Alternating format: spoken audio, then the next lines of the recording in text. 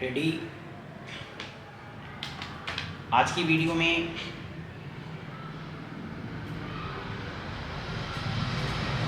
हम लोग Microsoft Excel के कुछ खास फीचर्स के बारे में स्टडी करेंगे। प्रीवियस वीडियोस में भी हमारे देखा होगा आप लोगों ने, बहुत तमाम सारे यूनिक कॉन्सेप्ट पे हमने चर्चा किया था। आज कुछ नए कॉन्सेप्ट पे हम लोग चर्चा करेंगे जो कि मर्जेंट सेंटर बटन है, ओरिएंटेशन है और रैप टेक्स्ट है। इन फीचर्स के बारे में हम लोग पढ़ेंगे माइक्रोसॉफ्ट एक्सेल के। बहुत ही इंपॉर्टेंट टॉपिक्स हैं ये, मर्जेंट सेंटर, रैप टेक्स्ट और ओरिएंटेशन। इनके बारे में स्टडी करेंगे कि इन फीचर्स का माइक्रोसॉफ्ट एक्सेल में क्या यूज होता है। दोस्तों, अगर आप लोग हमारे चैनल पे नए हों तो इस चैनल को सब्सक्राइब कर लें और लाइक कर दें, ताकि हमें एक मनोबल मिले और भी बेहतर वीडियोस हम आपके लिए लेकर के आ सकें। तो बिना देरी किए हुए स्टार्ट करते हैं। हम ओरिएंटेशन की बात करने जा रहे हैं। ओरिएंटेशन का यूज़ हम किस प्रकार से कैसे करते हैं। ओरिएंटेशन का यूज यहाँ पर कोई भी सेल के अंतर्गत अगर आपने कंटेंट लिखा हुआ है हमें, तो ये बाय डिफ़ॉल्ट आपको पता है कि यहाँ पे इसका बाय डिफ़ॉल्ट पता है कि आपको ये ओरिएंटेशन क्या है। यहाँ आप फॉर्मेट सेल पे आप आएँ, फॉर्मेट सेल अलाइनमेंट पे। यहाँ देखें खुद अलाइनमेंट एंगल काउंटर क्लॉकवाइज, ये 45 डिग्री पे इस तरीके से एंगल काउंटर क्लॉकवाइज में मूव कर देगा। अगर सेल के कंटेंट्स को आप इस तरीके से ऐसे डायरेक्शन में दिखाना चाहते हैं सिलेक्टेड सेल को, तो आप उन सेल को सिलेक्ट करें और ये काउंटर क्लॉकवाइज में मूव कर जाएगा और आप इस तरीके से देख सकते हैं। आपके सामने ये भी फीचर है यहाँ पे कि एंगल काउंटर क्लॉकवाइज अगर करेंगे तो ये 45 डिग्री डाउन की तरफ डायरेक्शन में जाएगा। अगर मैं आगे बात करूँ यहाँ से, तो ये वर्टिकल टेक्स्ट अगर हम कर देंगे तो ये AMIT अमित, ये उस तरीके से ऊपर से नीचे की तरफ में दिखाई देगा। अगर मैं इस तरीके से रोटेट टेक्स्ट अप की तरफ करूं तो नीचे से ऊपर की तरफ टेक्स्ट दिखाई देगा। तो इस तरीके से बारी बारी इन फीचर्स पे क्लिक करके खुद ब खुद आप देख सकते हैं कि क्या है ये।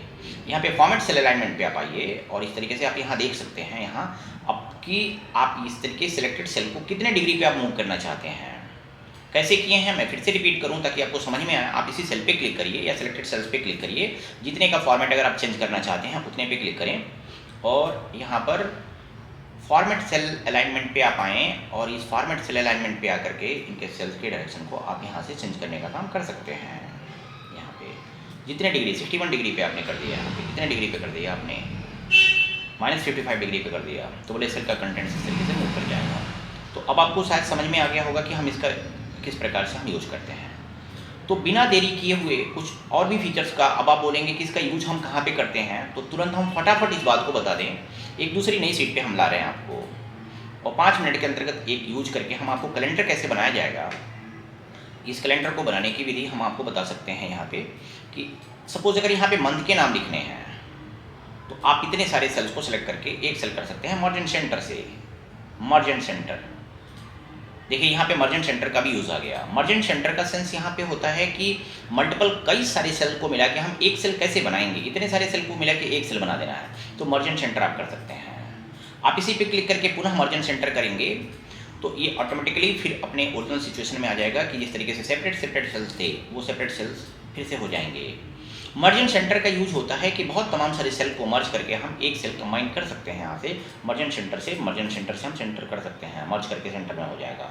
इसका सेंटर का सेंस क्या होता है, अगर आपने यहाँ पे दीपक वर्मा अगर आपने नाम लिखा तो यहाँ पे Deepak Verma will be written like this कि सेंटर में अलाइन होगा। ये हम आपको प्रीवियस वीडियोज में भी ये बात बता चुके हैं।